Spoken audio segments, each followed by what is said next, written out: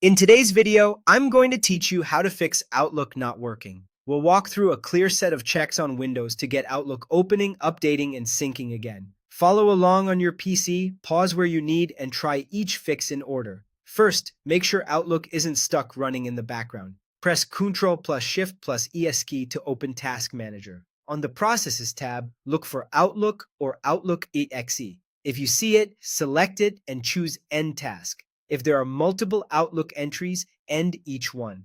Then try reopening Outlook.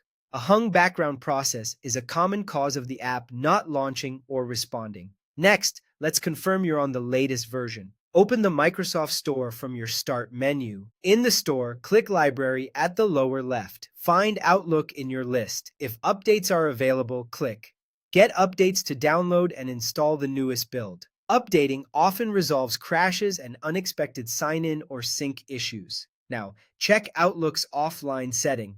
Open Outlook, go to Settings, then select General and choose Offline. Make sure Offline is turned off. When this is enabled, Outlook won't send or receive messages, so even a healthy connection can look broken. Turn the toggle off, wait a few seconds, and let Outlook reconnect. While you're in Settings, go to Accounts, then Storage. If your Microsoft Cloud storage or your mailbox is full, Outlook can't send or receive messages. If you're close to the limit, consider cleaning up large emails, archiving old items, or removing oversized attachments so there's room for new mail to flow.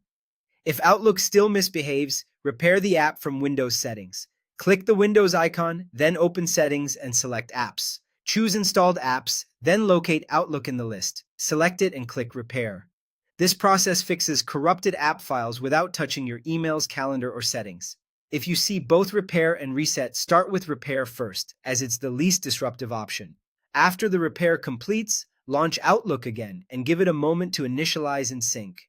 At this point, most startup crashes, update conflicts, offline mode mix-ups, and minor file corruptions should be resolved. If the issue persists, revisit the Updates page to confirm everything installed and double-check that offline mode remains off and storage isn't full. That's it. By ending stuck processes, updating, verifying offline and storage settings, and repairing the app, you'll fix the most common Outlook problems quickly and safely. Thanks for watching, and I hope this gets you back to your inbox without a hitch.